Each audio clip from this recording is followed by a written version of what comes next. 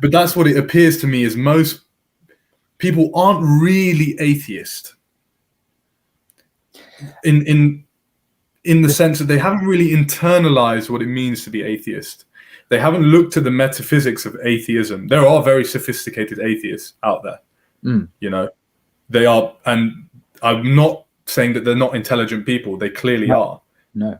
And perhaps, and I would say far more intelligent than me. That they have far more training in their fields, respectively, and they perhaps have internalized some of it. You know, someone like Daniel Dennett, however ridiculous some of his notions were, at least they went to the logical extreme of what his idea of materialism was, and free will not existing. But it's so counterintuitive to the human experience that you start to realize that most people don't behave like they don't have free will.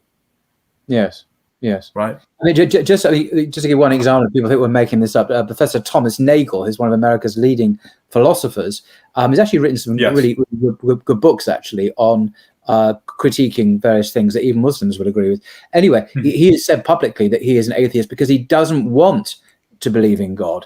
It's a volitional choice. It's not like I don't see any evidence, or how can you believe in God? No, I don't want to believe in God for my own personal reasons. Yes. And he's not the only one to have said this. And it is, as you say, a kind of honesty, which is kind of touching in a way, although whether it's morally acceptable is another question, of course. But these people do exist, and some of them are very prominent atheists who do not want to believe in God, not because for their own personal agenda. Thomas Huxley famously was another one.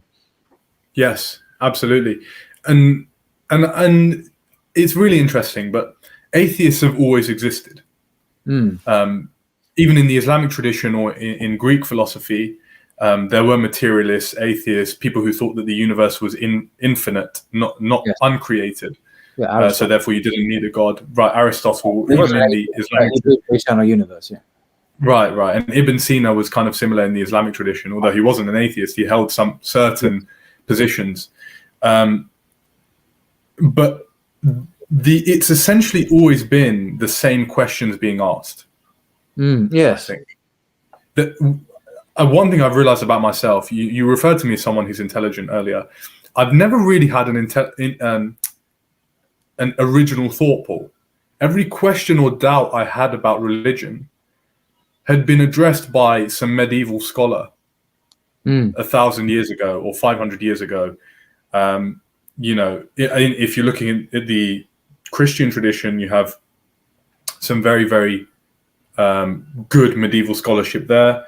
Thomas Aquinas is someone that people refer to, but he based a lot of his work actually on Ibn Rushd, Averroes, previous to him. And so even if you look at these scholars, the human condition is unchanging.